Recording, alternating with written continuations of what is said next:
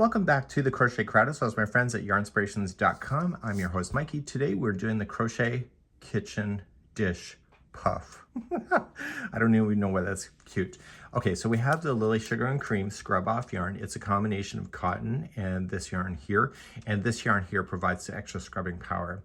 Now, because it's kind of fluffy looking, it's harder to teach that on camera. So I will just be using Lily Sugar and Cream without this stuff in it so that you can see exactly where the stitches are to go. So this here is a great idea. Make sure that you're using products like this that it has a chance to dry. So if you're gonna leave it in a moist area, you could have mold in the end, but it's like a regular rag, right? So you can toss this in the wash machine, good to go, bada boom, bada bing. You'll use a 5mm size H crochet hook in order to do this, but on camera I'm going to be using a 4mm size F, and I'll be using Lily Sugar and Cream. So with one of these balls, you'll be able to do 4 puffs. I don't know why that word's funny. So let's get started today and let's begin. Let's begin, and you're going to start with a chain 10 to begin, and let's do that. So we have 1, 2, 3, 4, 5, 6, 7, 8, 9, and 10. Once you have all 10, just join it to the beginning chain that you started with and yarn over, pulling it through and through to create a ring. And let's move on to round number 1. Put the outside straggler with round 1 so it gets stuck underneath. Let's begin.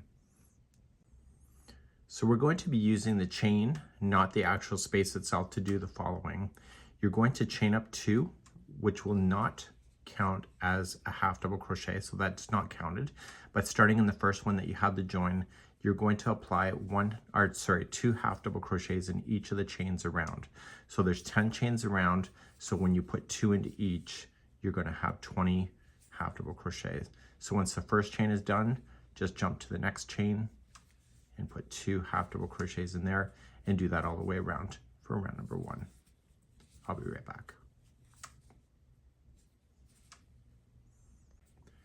When you get all the way around, you are just going to join it to the first half double crochet. So ignore the chain 2. So if it doesn't look perfect, just so you know, your dishes will not give you an attaboy at the end or a gold star. Probably should, but it doesn't. So let's move on to round number 2. Round number 2, chain 2 does not count as anything. In the first stitch, you were going to do 1 half double crochet. And then in the next stitch, you were going to put 2 half double crochets into the same stitch. And that's going to be your repeat all the way around for round number 2. So the repeat then is 1 into the next, and then 2 into the next one after that. So 1 and 2 into the same. Please do that all the way around for round number 2. And coming around, just keeping that same sequence. So the last one will have 2 half double crochets into the stitch. Now, if you're new to crochet or you're not familiar, there's always this piece that looks like a stitch, and then we add it, and then we're like, why is the count all wrong? It's because this is part of that. Okay, so don't add anything there. Once you're all the way around, just join it to the top of the first half double crochet. And let's move on to round number 3. Round number 3, chain 2. Yep, that's right, doesn't count as anything. Here's your sequence. You were going to do 1 half double crochet in the first 2 stitches, so they'll be by themselves. So 1 and 2 are by themselves.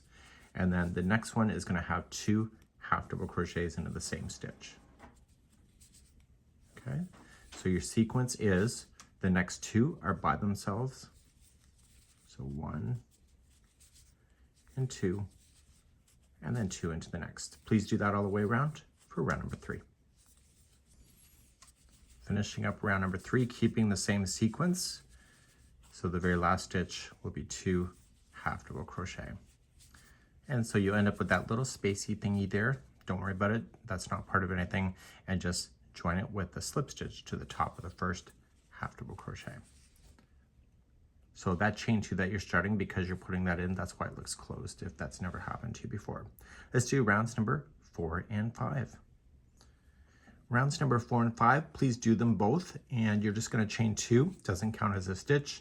Starting in the very first one, you are going to half double crochet yourself all the way around, join it, and then do it again. So rounds number 4 and 5 are just a straight half double crochet around. Please do rounds number 4 and 5. Round number 6, chain 2, and you'll notice that it's bowling up now. So you'll chain 2, doesn't count as a stitch, and you are going to half double crochet into the next 2 stitches by themselves. So we have 1 and 2, and now we're going to do a half double crochet 2 together. So we're going to put 2 stitches the next together as 1. So yarn over, go into the next stitch, yarn over, pull through, but you're not done. You want to yarn over again and go into the next stitch after that, pull through, and then do you see how many loops you have here? There's 5. Yarn over, pull through all 5. That's a half double crochet 2 together. So start the new sequence again. So the next 2 are by themselves. So we have 1 and 2, and then we have the next 2 are going to be together. So you just yarn over and into the next, pull through, yarn over into the next, pull through. You see 5 loops, pull through all 5. Please do that same sequence around for number 6. Finishing up round number 6, I have the 2 by themselves, and the last 2 are put together as a 2 together half double crochet. And then join it to the first half double crochet that you started with. Okay, so it's going to close more in.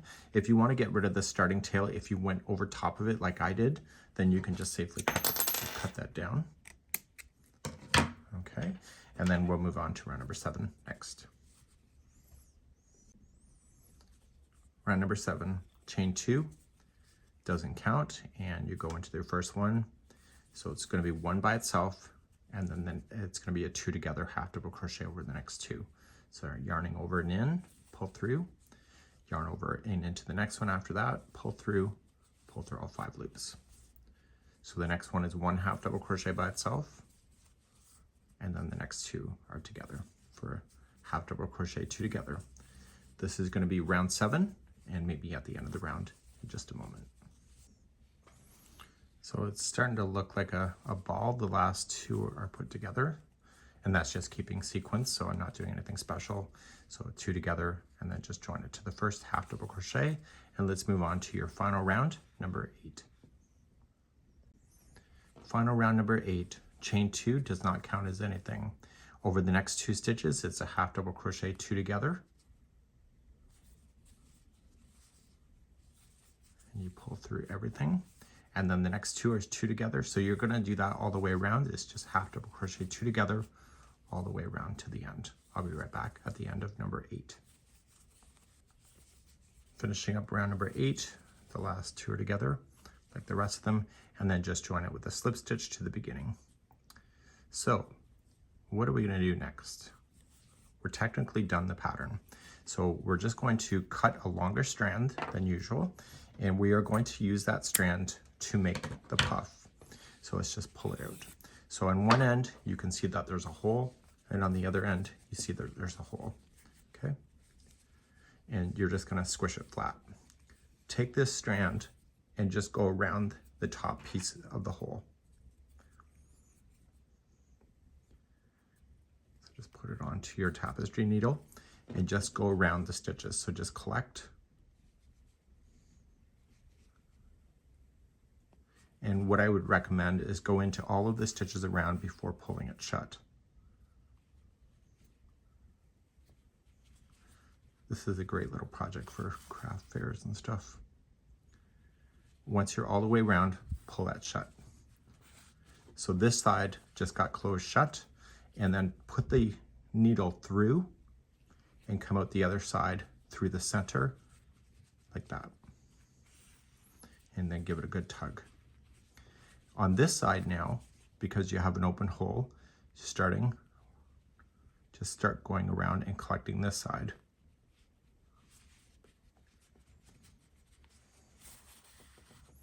And again, I would not pull it shut until they're all the way around.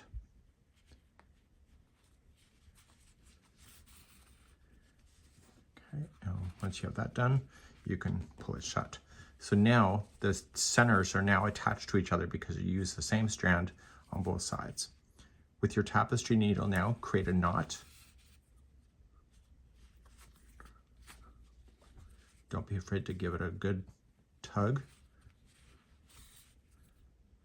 And then what I would do if I were you, you don't want that to come out. So just going in, go right inside to the interior.